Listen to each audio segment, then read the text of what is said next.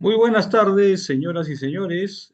Vamos a dar inicio al desarrollo del presente taller focalizado del Tribunal Registral con la Oficina Registral de Arequipa. Para dar inicio en el desarrollo de la presente actividad, voy a ceder el uso de la palabra al doctor Pedro Álamo Hidalgo, vocal del Tribunal Registral, para que dé unas breves palabras de bienvenida para el presente taller. Doctor Álamo, lo escuchamos.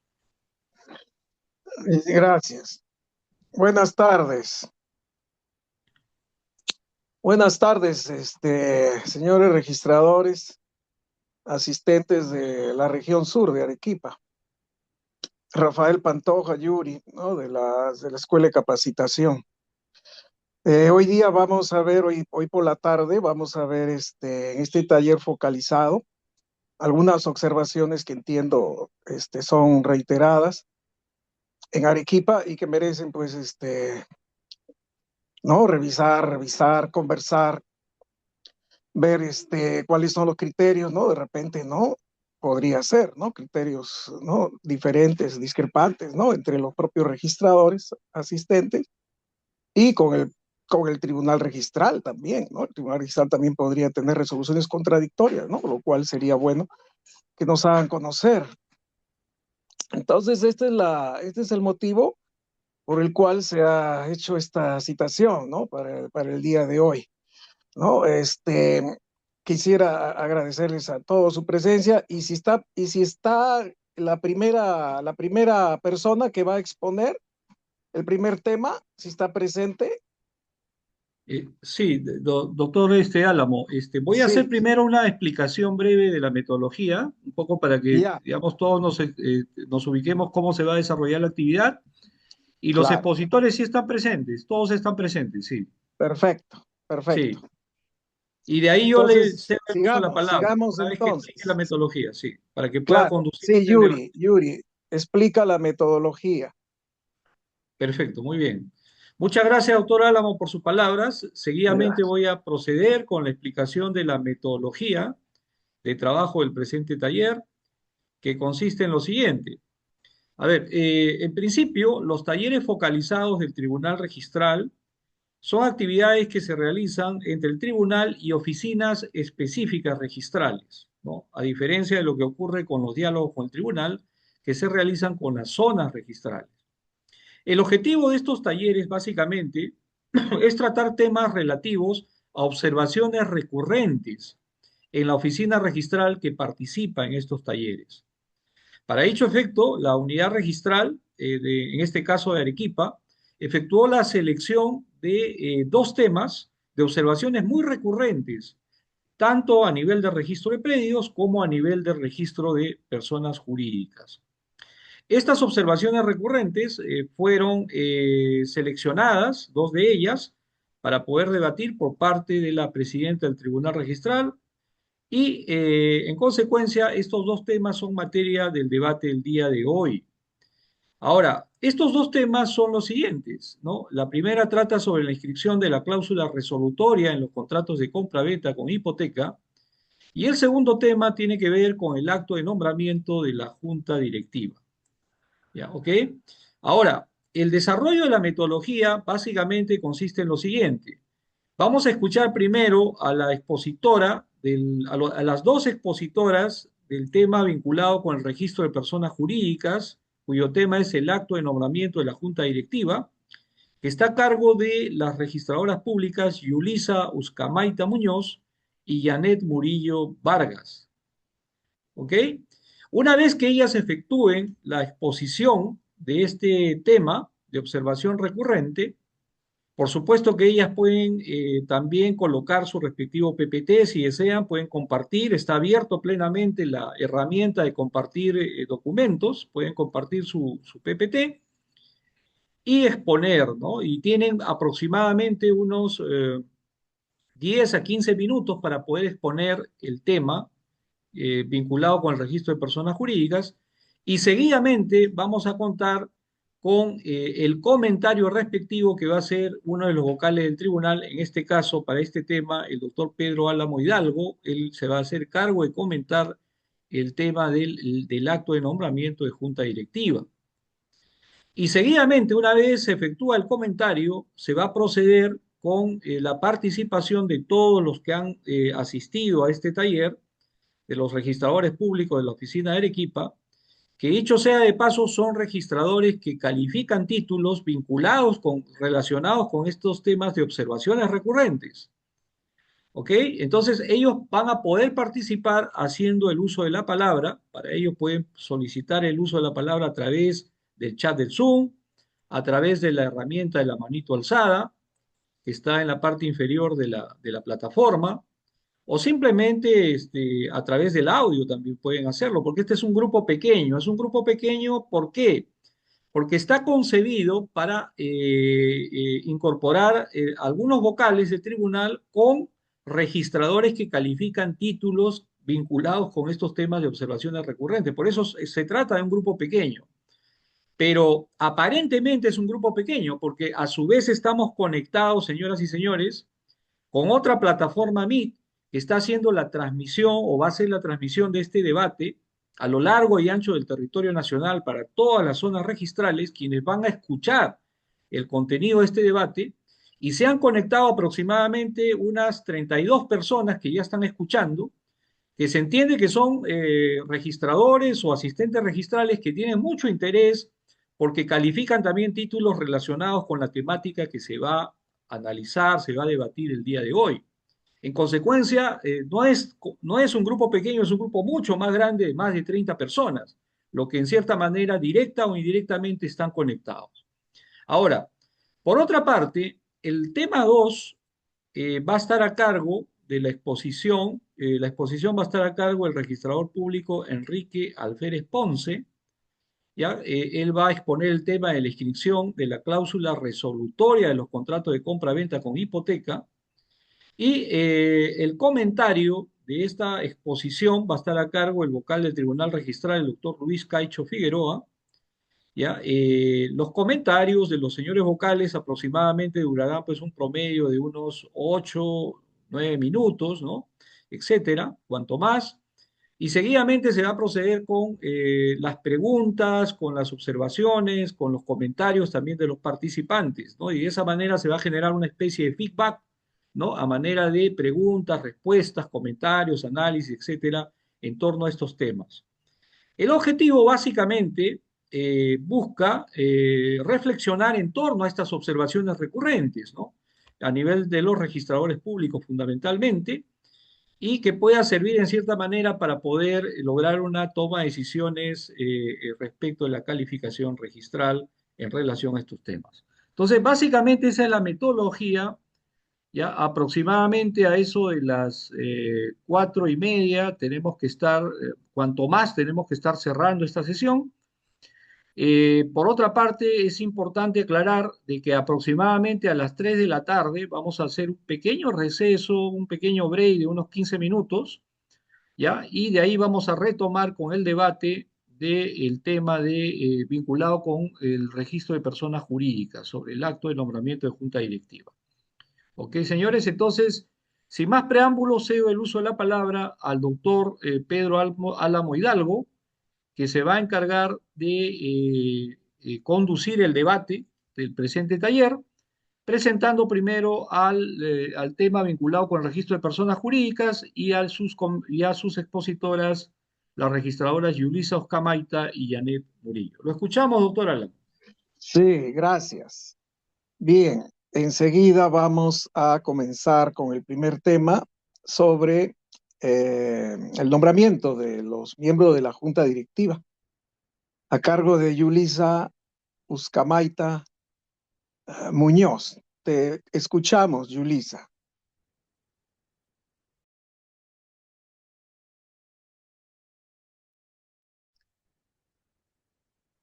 Buenas tardes. Voy a empezar yo soy la doctora Janet Murillo Vargas. Voy a empezar yo con el tema que nos ocupa. Continuará después la doctora Uscamaita Muñoz.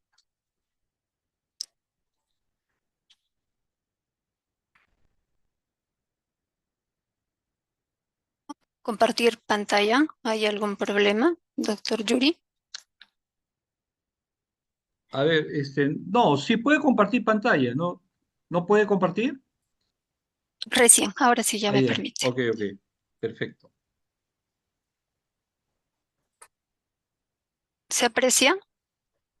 No, todavía no, todavía no. Ya, está entrando, está entrando. Ok, ya se visualiza. Ya, ok. Buenas tardes, vocales, señores vocales del Tribunal Registral, señores registradores, asistentes en general. Se nos pidió, vamos a empezar indicando que se nos solicitó al registro de personas jurídicas precisar alguna observación que fuera recurrente. En realidad, lo que nosotros más, o los problemas con los que afrontamos con el tema de la inscripción de juntas directivas, es básicamente el incumplimiento de su estatuto, ¿no? Pero eso obviamente amerita tachas. Entonces, por eso no lo llevamos o no lo presentamos como un tema a discutir o a debatir. En este caso, optamos por otra observación que también es recurrente en nuestro registro, como es el caso de la no presentación de las constancias de convocatoria y quórum. Como ustedes saben, para efectos de inscribir la elección de una junta directiva para el periodo en curso, se requiere que nos adjunten adicionalmente la copia certificada del acta de elección de esa junta directiva, cuando corresponde también la copia certificada del acta que contiene la elección del comité o jurado electoral. Y como documento complementario tienen que adjuntar también lo que es la constancia de convocatoria y quórum. Entonces, ¿qué está sucediendo aquí que está generando una serie de observaciones?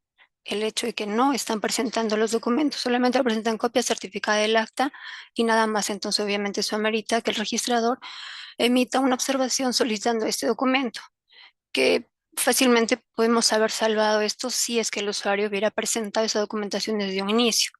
Esto no solamente lo estamos viendo a nivel de usuarios que no son abogados ni notarios y desconocen un poco el procedimiento, sino también el caso de los títulos CID que presentan algunos notarios que también no están presentando esta constancia de convocatoria y quórum, sino simplemente copia certificada del acta de Asamblea General. Solo para precisar, hace unos años, bueno, no sé si se sucederá así en las otras oficinas, pero aquí contábamos con unos trifoliados. Entonces, que de alguna manera contenían unos requisitos básicos para que el usuario, antes de presentar, tuviera o tomara conocimiento de qué documentos tenía que presentar. Justo hice la consulta al área encargada de si todavía estaban emitiendo estos trifoliados y me indicó que por el momento no contaban con ningún trifoliado precisamente para la inscripción de este acto, como es el nombramiento de la Junta. Entonces creo que eso sí nos ayudaría para evitar eso, básicamente dirigido a los usuarios que desconocen un poco el tema del procedimiento y qué es lo que deben presentar, ¿no? Porque se entiende que los abogados y los notarios sí tienen conocimiento de eso y nos llama la atención, como les reitero, que no, sabiendo no cumplan con adjuntar esa documentación. Pero sí, sería, bueno, eso ya sería cuestión de que lo coordinemos acá en la zona, porque ignoro por qué motivo ya se ha descontinuado la emisión de estos trifoliados, ¿no? Que sí eran de alguna manera ayuda para que por lo menos el usuario sepa los documentos que formalmente debe presentar y que no, y que de esta manera evite la emisión de una observación que es básica, pues no tendría razón de ser si presentaran los documentos completos en principio. Ahora, en cuanto, ese es un tema que tenemos, ¿no? Ahora, ¿qué también está sucediendo de un tiempo a esta parte? Que no nos presentan las constancias de convocatoria y quórum, pero en algunos casos, bueno, alguna registradora le ha sucedido acá, que están colocando estos documentos dentro de lo que es el libro de actas. O sea, vienen las copias certificadas del acta de asamblea y también vienen los folios correspondientes en el libro de actas, donde está la constancia de convocatoria y quórum, pero solo la declaración, no evidentemente sin certificación notarial. Entonces, eso también ha meritado una observación por parte de esta registradora, requiriendo el documento tal como establece el artículo 16 del Reglamento de Inscripciones del Registro de Personas Jurídicas, ¿no?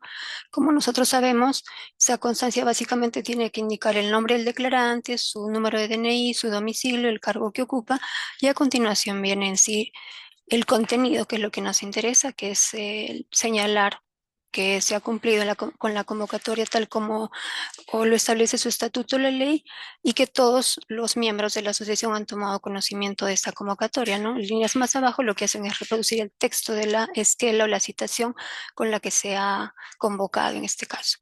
y bueno, firma en este caso el declarante, el presidente generalmente, y se certifica la firma, ¿no? Entonces, si nosotros pudiéramos contar con esos documentos y que no estuvieran, digamos, los títulos siendo observados por la omisión en su presentación, sí yo creo que lograríamos disminuir eh, la cantidad de observaciones que se están emitiendo por estos motivos, ¿no? Que ya hemos detallado.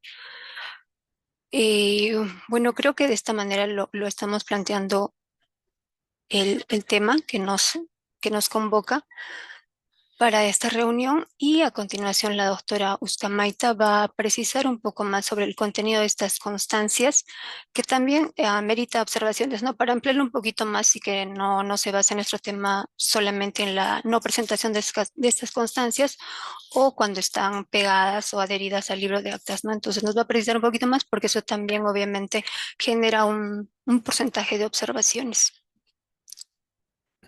Doctora Ustamaita, le dejo en el uso de la palabra. Buenos días, buenas tardes con todos. ¿Me escuchan? Sí. Sí, Sí, se ya. escucha, se escucha. Buenas tardes con todos. Eh, para complementar la información que nos ha dado la doctora Murillo, indicar también que particularmente cuando no presentan lo que es las constancias en la forma que establece el reglamento o insertas en el libro de actas, particularmente lo que yo hago es me reservo la calificación. ¿Por qué? Porque ha pasado cuando realizo la observación y solicitando las constancias en la forma establecida, y le digo todos los efectos que pueda tener su acto, el acto de nombramiento o de modificación de estatutos de una persona jurídica, eh, subsanan y subsanan adjuntando las constancias y adjuntando subsanando las observaciones realizadas. Pero ¿qué pasa? Que cuando en las constancias se realiza la evaluación, a veces pasa que es para una tacha sustantiva, ya sea porque han sesionado en hora diferente, ya sea porque han sesionado en un lugar diferente a la convocada. Entonces, lo que amerita es una tacha sustantiva y ha generado un gasto. ¿Por qué? Porque si es una modificación de estatuto, tendría que hacerlo mediante una escritura pública y ha generado un gasto en el hecho de que tiene que haber realizado la asamblea y elevar la escritura pública. Y en el caso del nombramiento de junta directiva y comité electoral, perdón, nombramiento de la junta directiva, realizar una asamblea y sacar las copias certificadas. Entonces, particularmente, sí me reservo la calificación y ahí sí hay un poco de discrepancia entre nosotros, porque ahí sí hay otros registradores que sí realizan la calificación del título. Para dejar eso en un tema, ¿no? Para ver si el tribunal qué opinión tiene al respecto. En lo que es las constancias en sí, sí efectivamente cuando realizan el pegado de las constancias en el libro de actas, también suele que cuando presentan la subsanación, a veces son diferentes. Entonces, no sabemos y no dejan sin efecto la constancia anterior. Se entiende que es un dejar sin efecto tácito, ¿no? Pero ¿qué hacemos? Si ya tenemos una constancia que está pegada en el libro de actas y tenemos una constancia que cumple con todos los requisitos del reglamento y del reglamento de personas jurídicas. Mm, para precisar un poco los requisitos de la constancia relativa a la convocatoria, también realizan, como indicó la doctora Murillo, se tiene que indicar el nombre completo de la persona que efectúa la convocatoria, su cargo, domicilio, DNI. Tienen que indicar expresamente lo que es la esquela de convocatoria. A veces también sucede o qué es lo que genera observaciones respecto a las constancias, que no coincide expresamente la dirección donde sesionan.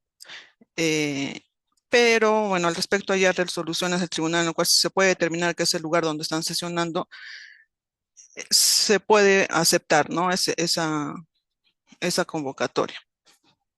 También hay otros, generalmente cuando realizan otra forma de observar o cuando realizamos observaciones, se indica, por ejemplo, el declarante indica en la constancia se cumplió con el estatuto 3 días de anticipación, pero cuando reproducen la escala de convocatoria son más días, ¿no? Entonces, y particularmente no se observa porque se entiende que está cumpliendo con el estatuto Y sería como conveniente, como indica la doctora Murillo, repartir esos trifoliados para que en sus declaraciones en sí simplemente indican que se realizó la convocatoria conforme a ley o al estatuto, no yendo más allá de los detalles que puedan surgir en la forma de convocatoria o en la anticipación de la convocatoria.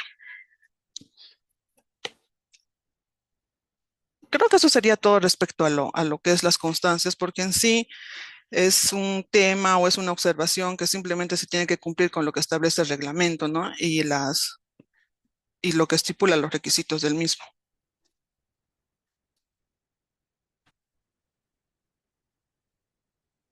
Muy bien, muchas gracias, doctora Murillo. Seguidamente va a estar el comentario del doctor Pedro Álamo Hidalgo. Doctor Álamo, lo escuchamos. Ya, un ratito. Ya, gracias, Janet, Julisa. Una pregunta. He escuchado que en algunos casos pegan o incorporan las constancias de convocatoria y quórum en el libro de actas. Y estas constancias de convocatoria y quórum están con firma certificada. Sin firma, sin firma Sin certificada. firma. La Ah, certificada, ya, o sea, sí está la entonces, firma, pero sin certificación. ya. Bueno, habría pues que realizar, ¿no? Una labor educativa, ¿no? Ahí en esa oficina, ¿no? Con las personas que presentan este tipo de títulos. Habría pues que realizar, ¿no? En la esquela, como se ha planteado últimamente, ¿no? En la sección de sugerencias, ¿no? Hacerles, ¿no?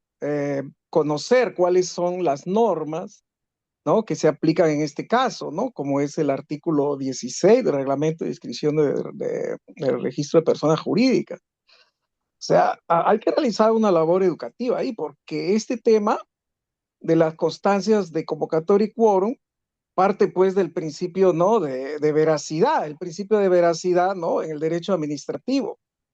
Antes, los requisitos, cuando no existía esta ley, la 2744, eran mucho más complicados, ¿no? Para la acreditación. Ahora tienen esa facilidad, ¿no? En virtud del principio de veracidad, pueden presentar esa declaración jurada. Ellos son responsables, ¿no? De lo que manifiesten en esa declaración jurada. Entonces, porque nuestra labor es calificar esas constancias, calificar la convocatoria, calificar el quórum, y eso no solamente lo dice un solo artículo del reglamento de inscripciones de personas jurídicas, lo dicen varios artículos, ¿no? El artículo 17, el artículo 50, el artículo 57, o sea, hay que verificar, o sea, estamos obligados, ¿no? A verificar la convocatoria, que esté todo en regla, el quórum, que se hayan cumplido, dependiendo del tipo de persona jurídica, que se hayan cumplido con las disposiciones legales y estatutarias.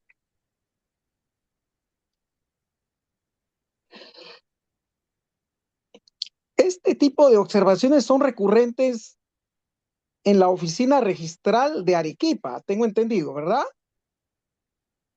Sí, Yulisa, así es. Así es, Sí, así así es. es. Janet, en Sí, Arequipa, ya, pero estamos hablando de todo tipo de personas jurídicas, estamos hablando de asociaciones, estamos hablando de cooperativas, estamos hablando de comunidades campesinas, estamos básic- hablando, ¿no? De todo tipo de personas jurídicas.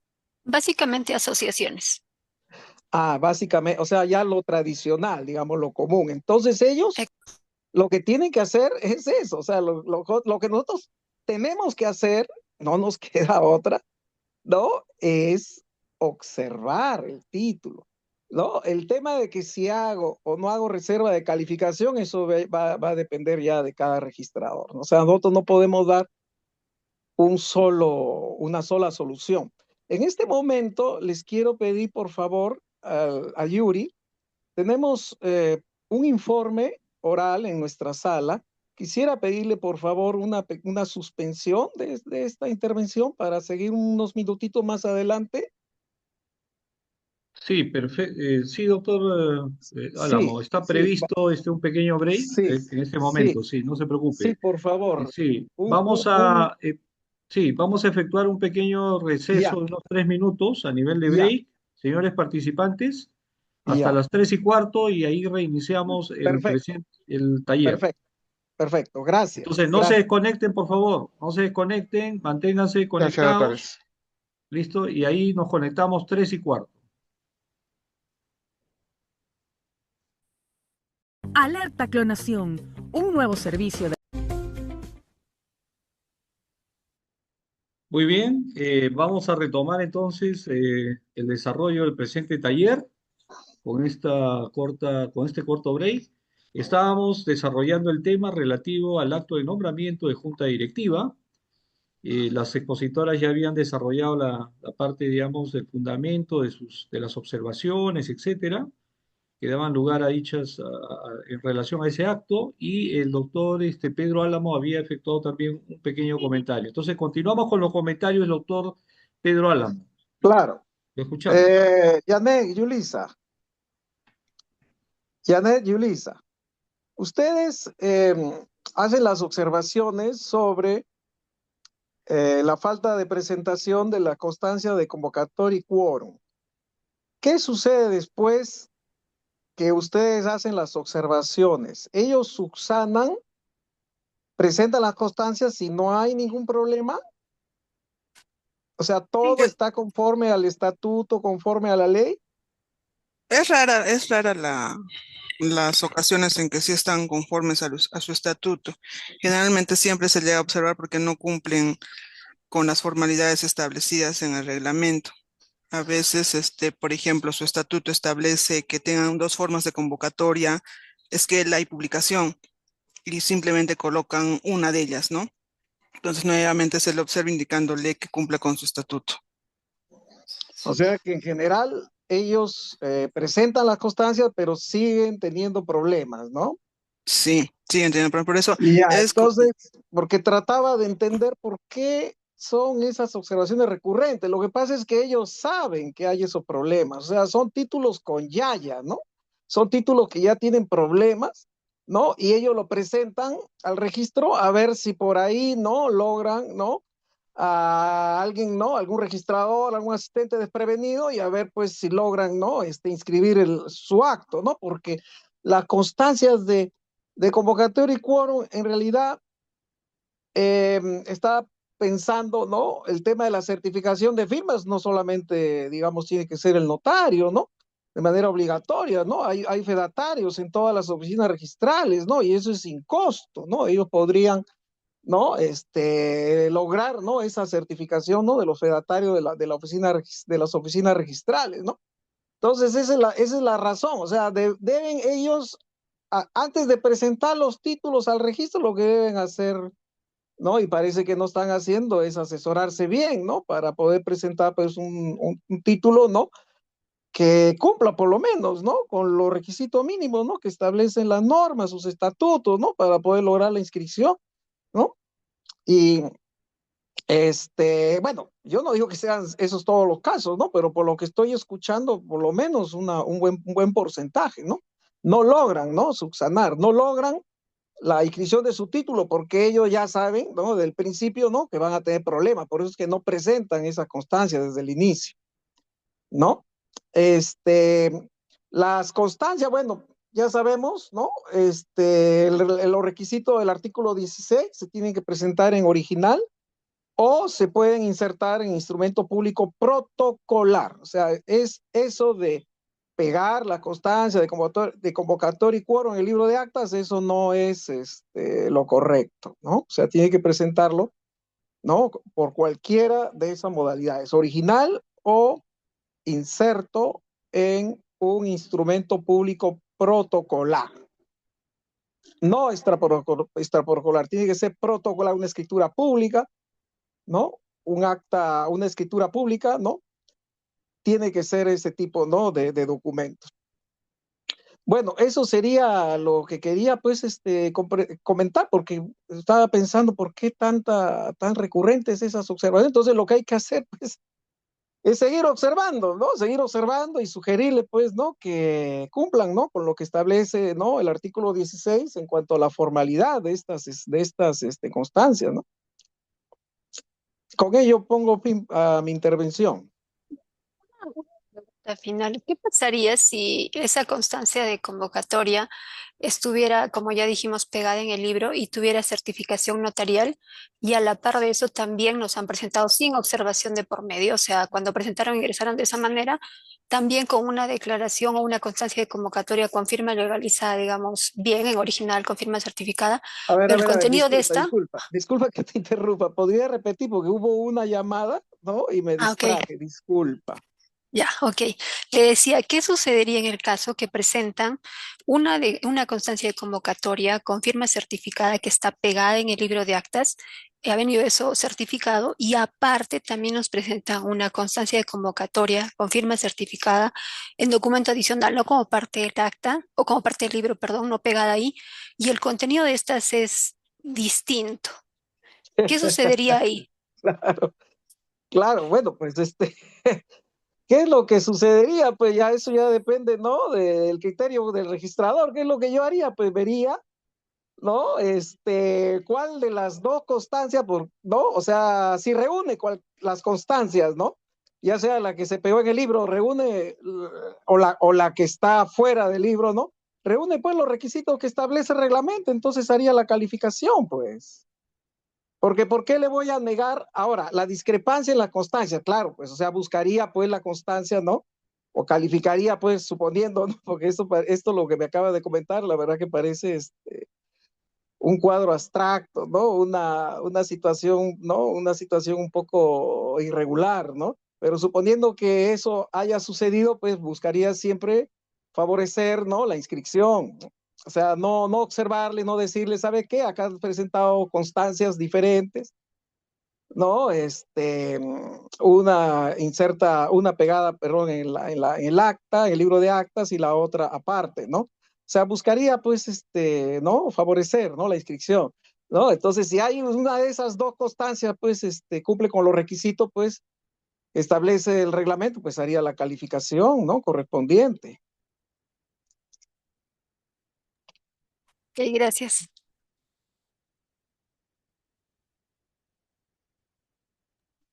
No sé si hay ¿Alguna otra alguna... pregunta o Sí. alguna otra intervención con relación a este tema?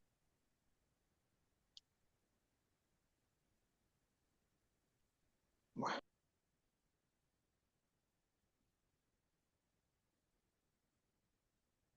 Parece que no hay otra intervención, o en todo caso, de repente podríamos pedir, doctor, a algún otro participante, de repente la doctora Delny Cuadros, a ver qué comentario nos podría hacer al respecto.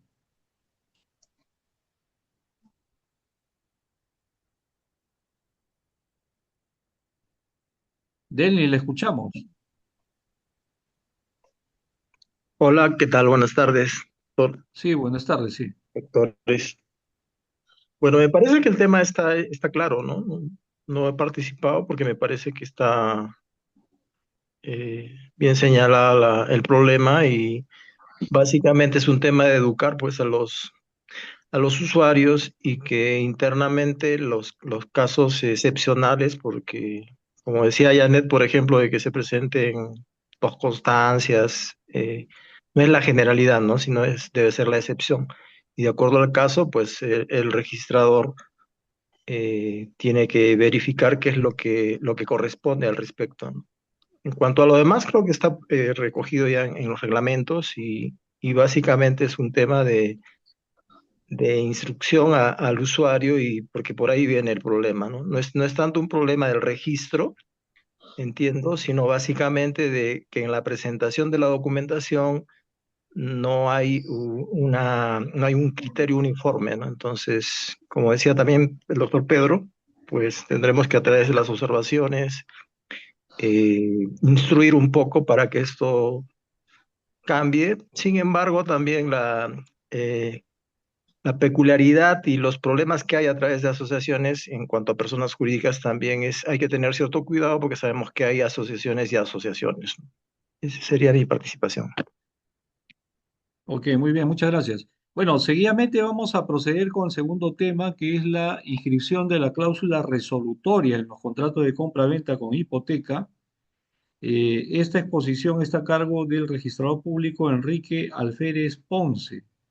Y seguidamente vamos a tener el comentario del doctor Luis Caicho Figueroa en su calidad de vocal del tribunal. Entonces, primero escuchamos a Enrique Alférez. Te escuchamos, Enrique.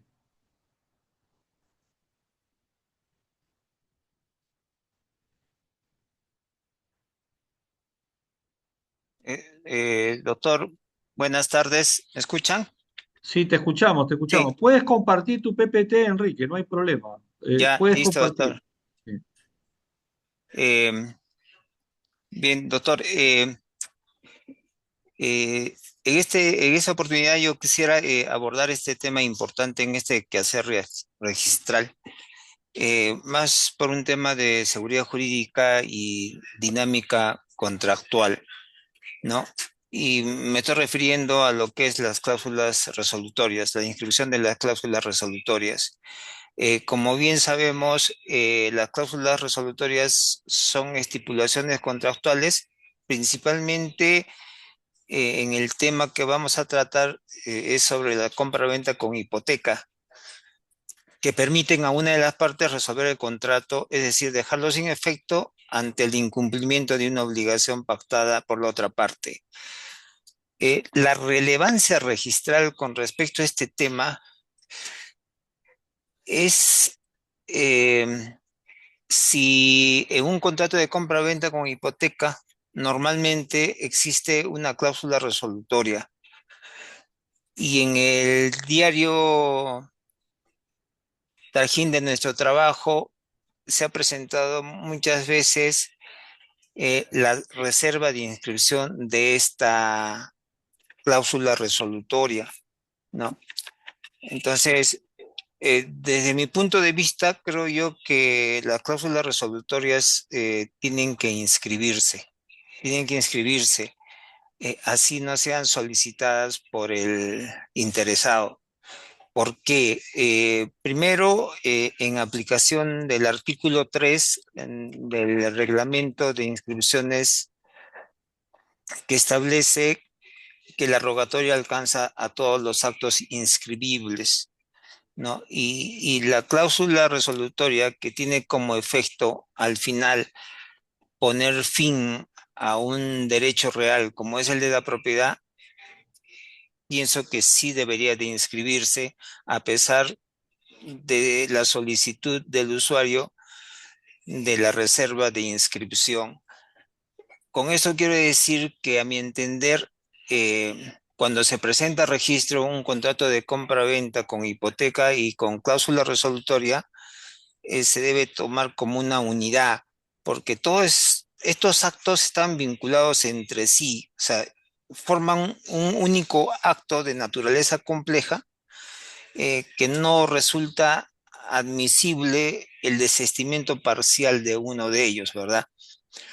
Ahora, eh, ¿cuál es la importancia de la inscripción de estas cláusulas resolutorias? Eh,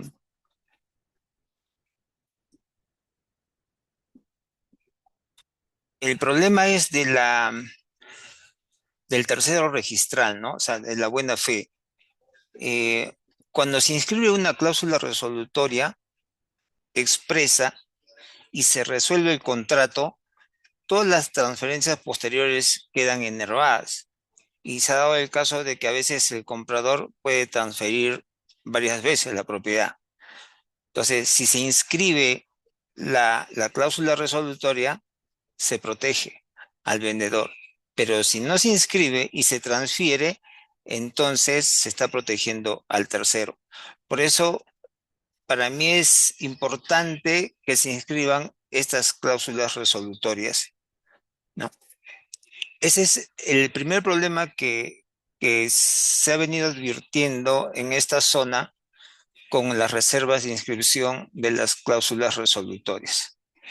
El segundo tema, el segundo tema es la aplicación del artículo 1429, ¿no? ¿Qué sucede, no? A ver, perdón.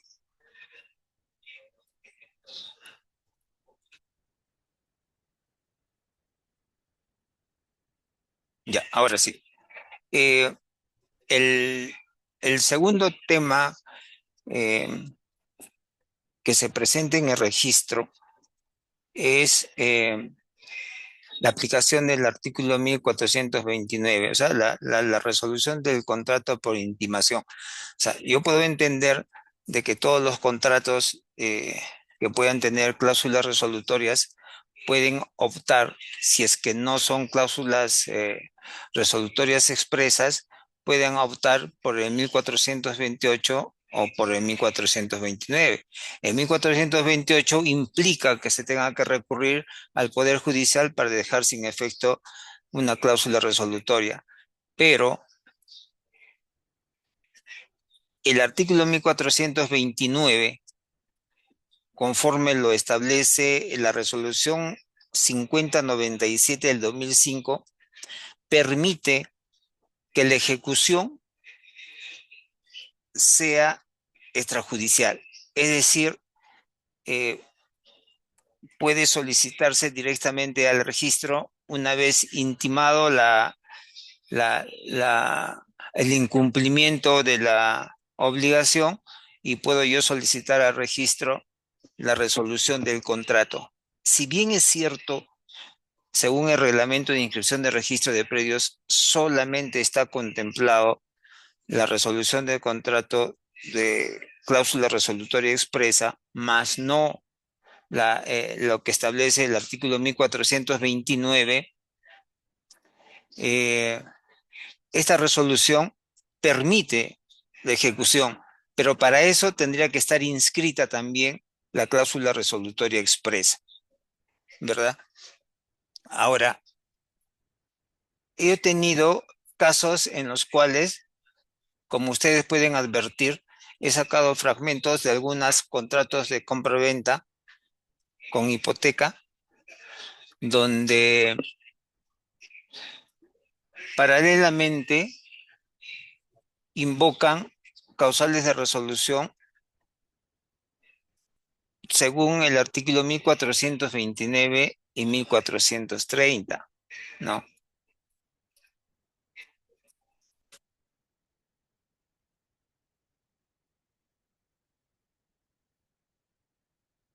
También tenemos contratos, o sea, en las cuales, si bien es cierto, se vence de pleno derecho, según el artículo 429 y 430, no se especifica, o sea, si es de pleno derecho o no es de pleno derecho, ¿no? O sea, si es expreso o no.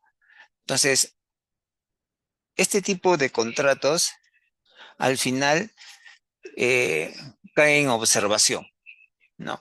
Al igual que los contratos de compra-venta de bien futuro con cláusulas de resolutoria.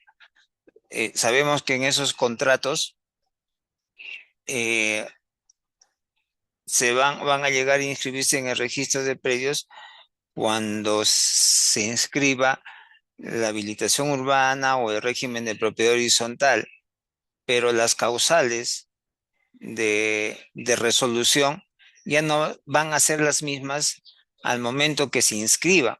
Por lo tanto, se tendría que hacer una discriminación de cuáles están vigentes y cuáles no. Entonces, al final, las cláusulas resolutorias que nos conduzcan al inciso primero del artículo 2019, entiendo yo que sí se deberían de inscribir. Estos son los dos temas, doctor, en concreto que he podido advertir en esta zona con respecto a las cláusulas resolutorias, ¿no? Ok. Muchas gracias, doctor Alférez. Seguidamente tenemos el comentario del doctor Caicho. Lo escuchamos, doctor Caicho. Gracias, doctor Yuri. Buenas tardes, doctor Pantoja. Muchas gracias, doctor Enrique. Un gusto escucharlo. Sí, estaba viendo ese tema y me pareció bien interesante porque, como dice, en el tema de las cláusulas resolutorias, tanto la de pleno derecho del 1429 como la cláusula resolutoria expresa del 1430, existen bastantes temas que jalar, criterios discrepantes que asumir. En el tema específico que nos aboca, el del 1429, efectivamente, el reglamento de inscripciones de registro de predios no regula su inscripción. Caso distinto, por ejemplo, al reglamento de derechos mineros, al reglamento de inscripciones de registro de derechos mineros, en el cual en su artículo 37 sí regula esta inscripción. En el caso de nosotros, no. Entonces, sí tenemos esos detalles que se dan, ¿no?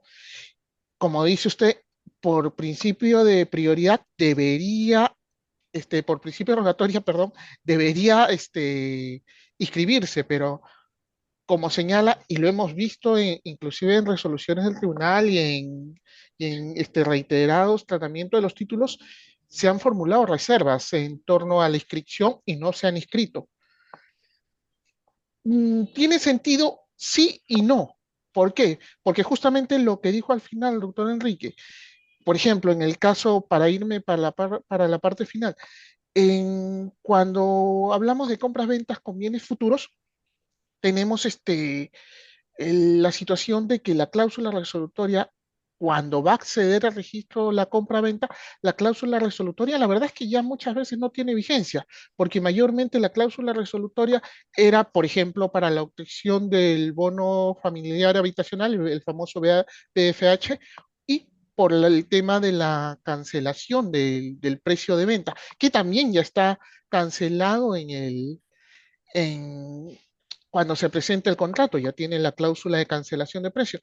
Entonces, definitivamente, mayormente, como dice usted, las cláusulas pierden vigencia cuando ya van a acceder al registro. Y en ese sentido es que se aceptan muchas veces las reservas, ¿no?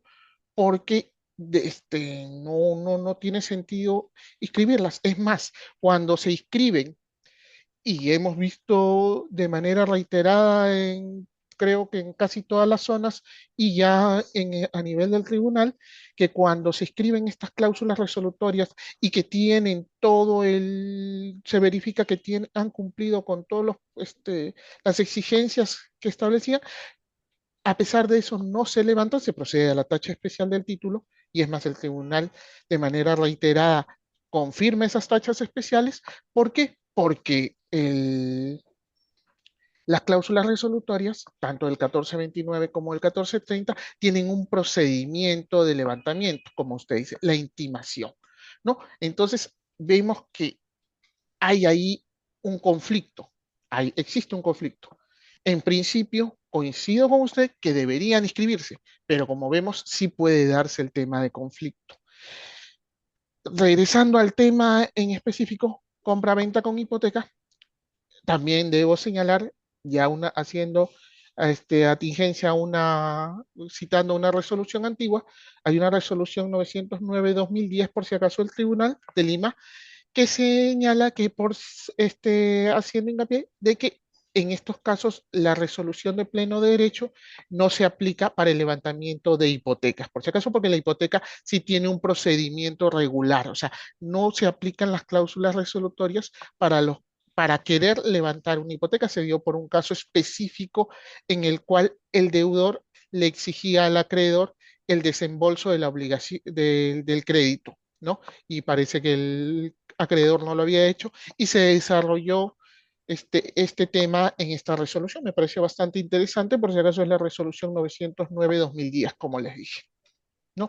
Y las otras resoluciones que les cité van a encontrar varias, no me acuerdo si por acá tengo una que me parece que por ahí, acá tengo por si acaso la 4181-2025 del 24 de septiembre de este año, que también, como les dije, reguló ese tema de la rectificación por levantamiento de cláusula resolutoria escrita, sin abono de derechos registrales, como le digo, ha sido objeto de constantes tachas especiales y las cuales han sido mm, confirmadas por el tribunal, las tachas especiales. En torno al levantamiento, el procedimiento del 1429. Un ratito, por acá lo apunté, ¿no? El 1429 es es una, una figura legal que no estaba en el código anterior, ¿no? La resolución de pleno derecho se dio con este código. como les dije, en el reglamento de inscripciones de registro de derechos mineros sí se regula, en el reglamento de nosotros no. Ahí antes de citar esta parte. Pero, por ejemplo, en varias resoluciones, a raíz de por qué debe inscribirse, tenemos el artículo del 2019 del Código Civil, ¿no?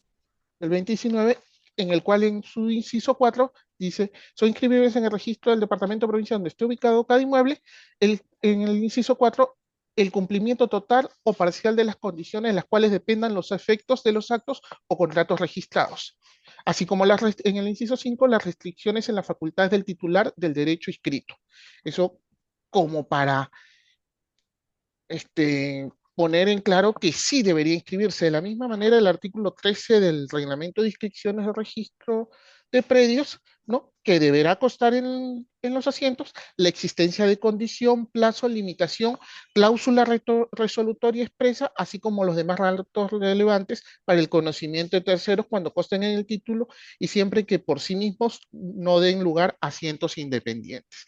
Entonces vemos que si bien no lo señala de manera expresa nuestra norma para el caso del registro de predios, sí vemos que la idea es que estas cláusulas sí se escriban, porque como dice el doctor Enrique, pues definitivamente traen una condición al predio para sus futuras transferencias, para sus futuras enajenaciones, por lo cual también considero que sí debería inscribirse con la tigencia señalada primigeniamente. En torno a la aplicación del 1429, tampoco está regulada, por ende. Entonces, ya en jurisprudencia registral reiterada, se ha señalado de que en estos casos se deben cumplir con 3 supuestos, ¿no? ¿Cuáles son los supuestos? Tratarse una obligación establecida en forma clara y precisa, no ejecutada dentro del plazo estipulado en el contrato. El segundo supuesto, la intimación efectuada por la parte fiel a la infiel para que cumpla con la prestación, ¿no? Y esa intimación, ¿cómo la realiza? De acuerdo al propio artículo 1429, se realiza vía carta notarial. No, no olvidemos eso, que es un requisito. Y el último, el tercer, el incumplimiento de la parte infiel en el plazo establecido. Entonces, ya el tribunal de manera reiterada ha señalado cuáles son los procedimientos para la inscripción de la resolución del contrato de pleno derecho. Sin perjuicio que la resolución del contrato por cláusula resolutoria expresa sí se encuentra regulado en el reglamento de inscripciones del registro de predios. En el artículo, ahorita lo ubico, disculpen,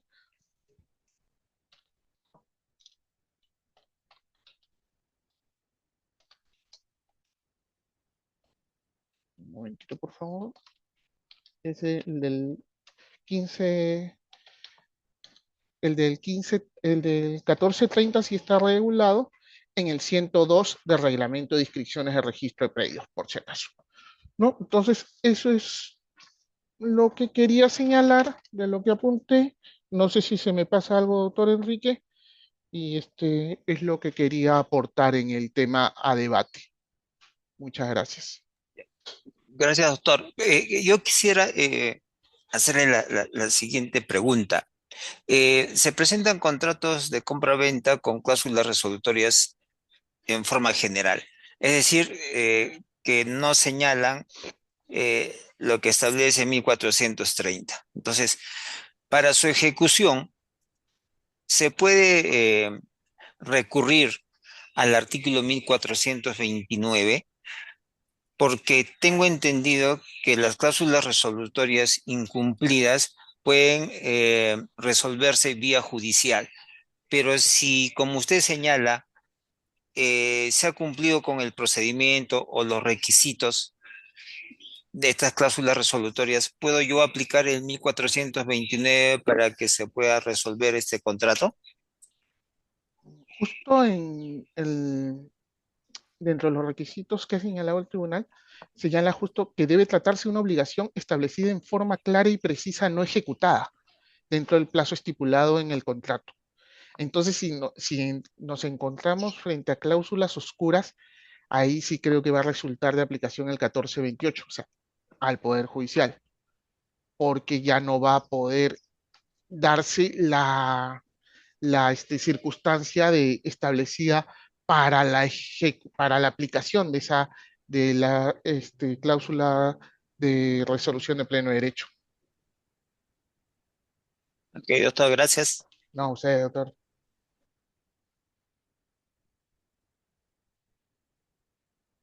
No sé si, doctor Yuri, para... Sí, no sé si habrá algún otro comentario más, alguna pregunta. Eh, a ver, este es un tema vinculado con el registro de predios. A ver, ¿qué opina Yanio Ceballos? Yanio, te escuchamos. Buenas tardes, doctor. Buenas tardes, doctores. Sí, bueno, en este caso específico de compra-venta hipoteca y que tenga cláusulas resolutorias, no sé, doctor, si ha ubicado alguna resolución específicamente del caso, porque yo he encontrado una, justamente de Arequipa, en la cual señala, ¿no? Ya hace un análisis de la cláusula. Y bueno, yo creo que debe seguirse así, ¿no? O sea, si las cláusulas resolutorias, a pesar de sean contratos antiguos y en las cuales señalaban diferentes obligaciones que se tendrían que hacer o en las cuales la señalan esta cláusula resolutoria, ya han sido ejecutadas, ¿no? En el tiempo. Por tanto, no hay ninguna ejecución pendiente. Por tanto, no debería inscribirse la resolución, estas cláusulas. Entonces, yo creo que de acuerdo al análisis de cada contrato, se tendría que ver, ¿no? La inscripción o no de estas cláusulas. Ese ese es el punto, ¿no? Y el punto del caso del 909-2010 de la resolución justamente en la cual quieren aplicar, ¿no? Levantar la hipoteca por la cláusula, es un tema interesante, ¿no? Porque es la única que, que se ha visto. Sería bueno que se lea y bueno, respecto a la 481 2000, no, 4181 2025, me gustaría, doctor, un análisis de esta resolución de parte de usted, doctor Caicho, por favor. Sí, claro, doctor. Justo, y bueno, ya de la 909, el tema es ya lo señalaste, es bastante particular, a mí también me llamó la atención, por eso que la cité y me parece bien interesante. En torno a lo que dijiste primero y que tiene que ver con esta resolución es justamente lo que decías, la casuística aplicable a los casos en específicos. ¿Por qué se da esto? Porque justamente la 4181 se da por eso. Si hubiesen formulado reserva, es muy probable que esta cláusula ya no se hubiera inscrito y por ende no hubiera tenido que solicitar de oficio el levantamiento de esta carga, de esta cláusula, ¿no? Y eso es lo que sucede con estas, y son varias resoluciones en ojo, en este mismo sentido, ¿no? Y supongo que a ustedes también le ha tocado porque he visto en varios registros, en Ica, en Chimbote, en Huaraz, en varios, en el mismo sentido, ¿no? Que se dieron estas cláusulas resolutorias por él, principalmente por el BFH y por la cancelación del precio, pero llegado el momento, pues ya cuando se inscriben, no ya pierden vigencia las cláusulas. La cláusula resolutoria, a pesar de que está en el contrato, ya no tiene vigencia. Entonces, el tratamiento tanto en la primera instancia como en como dentro del tribunal es, por si acaso, la cláusula se escribió porque estaba en el contrato. La cláusula no se escribió por un error, o sea, no existe un error atribuible al registro. Entonces, si tú quieres levantarla, no vas a hacerlo por rectificación de oficio, por la rectificación de error material sin pago de derechos, sino vas a tener que cumplir con el procedimiento, ya sea del 1429 o del 1430, según corresponda a la naturaleza de la cláusula, ¿no? Ya sea de pleno derecho o cláusula resolutoria expresa.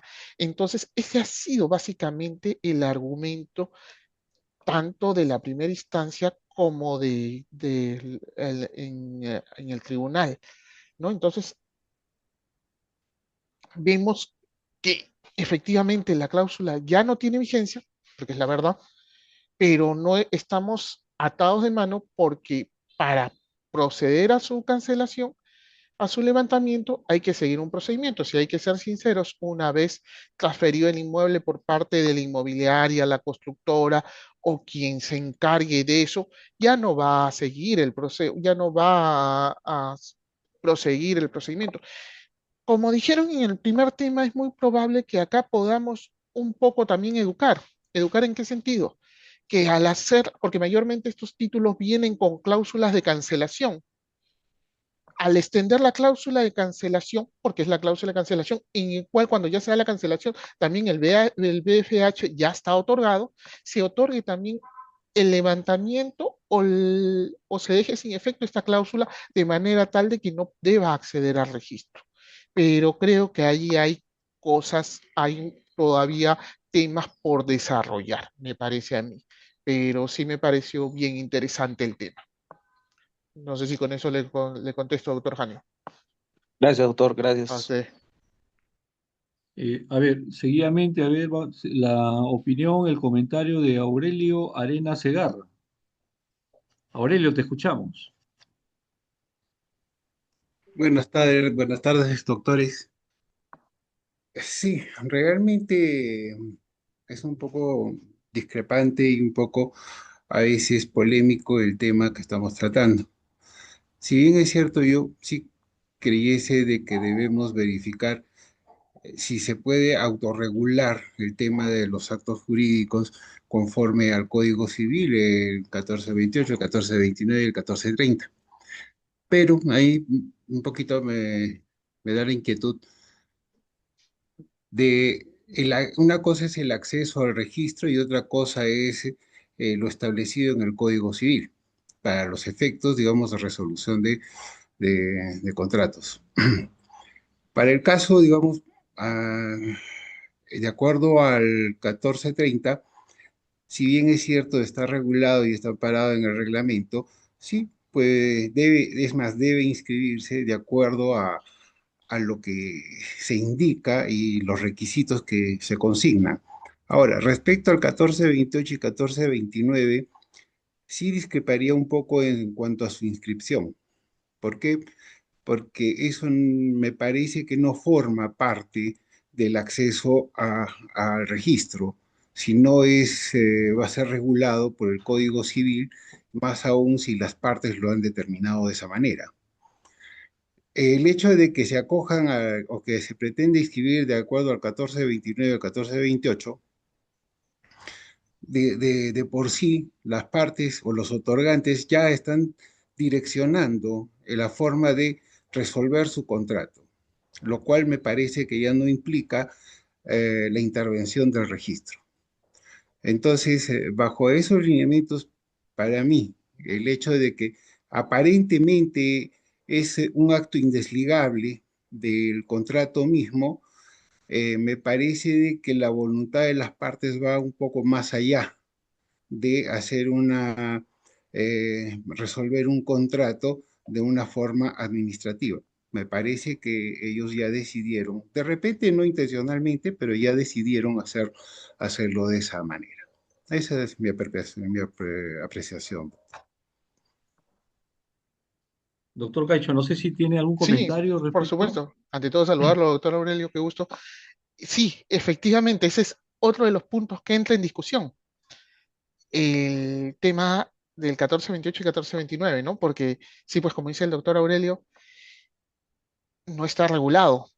No lo tenemos nosotros específicamente. Lo hemos jalado el 1429 específicamente en la forma de resolución y existen varias resoluciones y ya existe un criterio reiterado en torno a cómo se va a levantar esas cláusulas. Pero efectivamente está dentro de la libertad de las partes. Entonces, la inscripción debería ser obligatoria en estas circunstancias. Como dice el doctor Aurelio, el 1430 ya está más regulado. Sin embargo, no dejemos escapar que el 1429 sí se encuentra regulado en otros registros, como el de derechos mineros. Entonces, ahí entramos en un tema un poco gris. Y sí, sí lo acepto que es un tema un poco gris que necesita mucho más desarrollo, necesita todavía mucha tinta por correr para estar en un acuerdo, pero sí me parece muy importante el aporte del doctor. Ok, gracias, doctor. A ver, los comentarios de Delny Cuadros. Delny, te escuchamos. Delny, ¿estás ahí? Te escuchamos. Sí, sí. Bien, creo que la razón de este conversatorio es un poco tener las herramientas o tratar de generar un criterio más o menos uniforme, ¿no? Me parece que, sobre todo en la práctica que se da acá en Arequipa, hay muchas cláusulas resolutorias que vienen sobre todo en los contratos de blogs, de edificios, de inversiones que se hacen, ¿no? A nivel de departamentos. Y a veces, de una manera indiscriminada, consignan cláusulas que a veces ni siquiera están bien redactadas. A veces confunden las cláusulas resolutorias expresas con las de por intimación del 1429, ¿no? Entonces, en primer lugar, yo estoy de acuerdo en que las cláusulas resolutorias tienen que calificarse porque forman parte de la rogatoria, salvo que haya reserva expresa, como decía el doctor Caicho, con lo cual estoy de acuerdo, ¿no? Si hay reserva expresa, pues bueno, no es un elemento esencial y no va a hacer que la compraventa deje de existir, ¿no? Entonces, por lo tanto, si es separable, puede reservarse, eh, salvo alguna excepción muy grande, ¿no? Donde tengamos que decir que es inseparable. Pero por regla general, yo estoy de acuerdo en que se puede reservar o se puede desistir parcialmente posteriormente a la presentación del título. Volviendo al hecho de que no se reserven, tenemos que calificar, entiendo yo, sea la del 1429 o la del 1430, son sujetas a calificación y tenemos que verificarlas. Ahí yo quiero precisar que la labor del registro en este caso tampoco es que porque ponen cláusula resolutoria, sea expresa o no, es que no vamos a calificarla. Tenemos que verificar que esté de acuerdo al Código Civil, al reglamento, si es la de 1430, y para que sea expresa, para que cumpla con los requisitos que el Código Civil indica, ¿no? Porque si es ambigua, si no es expresa, como su nombre lo dice, la del 1430, entonces tenemos que observarle, porque no vamos a escribir una cláusula que no tiene una precisión que haga que se ejecute claramente en forma posterior, si es que se va a ejecutar o no. Eso quiero dejar sentado, ¿no? Las cláusulas resolutorias deben ser calificadas y debemos instruir y hacer ver al presentante o a los presentantes, los abogados que trabajan en esto, de que el registro pues va a calificar eso, pero vamos a hacerlo de una manera tal que no haga que sea ambigua pues, la presentación o muy genérica la presentación de esas cláusulas. Por último, me parece que en general los contratos de compraventa con hipoteca y que vienen con cláusula resolutoria, pues quizás sería importante a veces a través de algún curso, etcétera, tratar este tema un poco más a fondo, ¿no? Pero sea que sea la del 1430 o las por intimación, pues bueno, finalmente, si tienen que estar publicitadas, tendremos que hacerlo. Y si no es así, también me quiero dejar claro de que la resolución o la ejecución de estas no depende de que el registro las inscriba, ¿no? Es cierto que si las inscribimos porque así nos los han solicitado está bien, pero en muchos casos va a tener que ser ejecutado en la vía judicial, salvo aquellas que por su propia naturaleza y por su inscripción se ejecuten por voluntad del acreedor, ¿no? Ese sería mi comentario. Muchas gracias, Delny. Seguidamente, y para ir finalizando los comentarios del doctor Luis Caicho. ¿Listo, doctor? Sí, interesante lo del doctor Delny. Efectivamente, sí me he dado cuenta, nos hemos percatado de que en esta famosa de los bloques, edificios, las cláusulas se mezclan efectivamente, se mezclan. Y entonces, y están escritas en ese sentido. Como dice el doctor, las cláusulas no son obligatorias. Y yo sí considero que este es un tema, si nos damos cuenta, la resolución 4181-2025 y viene de hace un par de años, es que se está dando este tema, o sea, está saliendo en boga. Recién se está poniendo a la palestra este tema. Yo creo que sí vamos a tener que desarrollarlo, creo que sí vamos a tener que establecer posiciones. Considero que no debería ser, como está ahorita, no debería ser obligatoria la inscripción, debería aceptar reserva, pero también, como ha señalado tanto el doctor Aurelio como el doctor Delny y el doctor Enrique, hay cláusulas que sí son inseparables. Entonces, ahí entra un criterio, un tema que es de aplicación un poco delicada y complicada, en el sentido de que cuando vamos a establecer que esa cláusula es inseparable de la cláusula separable. Y también, por último, quería citar el tema de la negligencia y debida diligencia, ¿no? Porque siempre va a estar vigente en todo este tipo de actos. ¿En qué sentido? Porque si somos acreedores diligentes, vamos a propender que estas cláusulas sí se escriban. ¿Por qué? Porque va a resguardarnos nuestros derechos, ¿no? Entonces, definitivamente va a depender bastante del acreedor en el sentido de que pues sea diligente con la preservación y defensa de sus derechos. Entonces, yo creo que eso también importa no solo de parte del registro, sino del propio usuario, del propio interesado, ¿no? Es lo que quería aportar por último. Muchas gracias, doctores. Muchas gracias.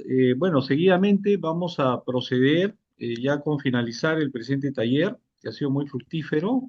Había un diálogo bastante intenso en torno a los dos temas. Y antes que nada, antes de finalizar, quería agradecer al doctor Pedro Álamo y al doctor Luis Caicho por haber participado en el presente taller y a todos los señores registradores públicos de Arequipa que en sus labores califican títulos vinculados con estos temas que son materia de observaciones recurrentes. Seguidamente vamos a proceder con llenar una encuesta de satisfacción. Por favor, controles, coloca en el chat del Zoom el link de la encuesta de satisfacción. Les agradecería a todos los participantes que puedan remitirse al chat del Zoom. Ahí van a encontrar un link. Abran el link de Google Form y tenemos 2 minutos para poder llenar la encuesta de satisfacción.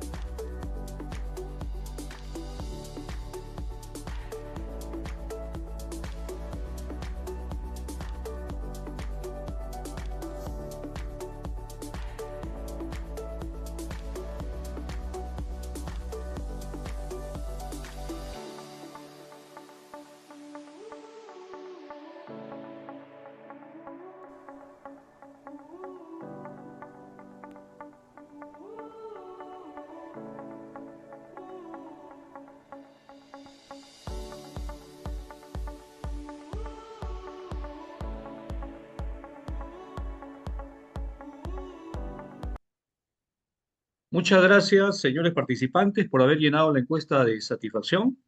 Seguidamente voy a presentar al subdirector de formación registral, al doctor Rafael Pantoja, quien se va a encargar de dar las palabras de cierre del presente taller. Lo escuchamos, doctor Pantoja.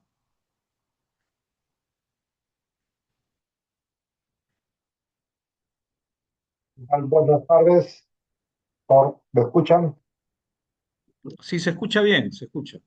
Muy buenas tardes con todos. Un saludo a los miembros del Tribunal Registral que nos han acompañado, y especialmente al doctor Luis Caicho, a Pedro Álamo y a los registradores de la zona 12 que han tratado temas muy importantes en esta tarde, ¿no? Tanto en la discusión de la Junta Directiva, en la presentación de las cartas para inscripción, que parecen actos simples, pero que tienen implicancia en la calificación, y muchos en el caso de la Junta Directiva, son materia de observación porque no presentan de forma adecuada este documento, ¿no? Igual el otro tema de la recomisión de contratos, quiero celebrar que ha sido un espacio justamente para discutir y llegar a conclusiones para uniformizar la calificación de estos actos que acceden al registro, ¿no? Eh, Igual al equipo de la zona 12 y a los integrantes de la segunda instancia que han participado, nuestro agradecimiento y felicitación, y a mi equipo de la subdirección de formación registral que ha generado este espacio, ¿no? Con otras palabras, doy por clausurado este taller focalizado del Tribunal Registral para tratar todos estos temas. Buenas tardes, muchas gracias. Muchas gracias, doctor Pantoja, por sus palabras de cierre del presente taller. Y bueno, sin más preámbulos, muy agradecido a todos y todas. Seguidamente, por favor, les agradecería que prendan sus cámaras y vamos a proceder con dos fotografías de rigor, porque esto siempre es bueno documentarlo, teniendo en cuenta que el programa y los materiales siempre se cuelgan en la website de la Subdirección de Formación Registral en el rubro de predictibilidad registral. Muy bien, entonces levante la mano en voz de saludo y a la voz de 1, 2 y 3 viene la fotografía. Por favor, controles, a ver, a la voz de 1, 2 y 3. Muy bien, baje la mano y seguidamente una segunda fotografía. Por favor, sonrían a la voz de 1, 2 y 3. 1, 2 y 3. Muy bien, señores, muchas gracias a todos y todas y nos vemos en un próximo taller focalizado del Tribunal Registral dentro de las actividades de predictibilidad registral. Hasta pronto. Hasta luego, doctores, un gusto. Buenas tardes. Luego. Hasta luego con todos.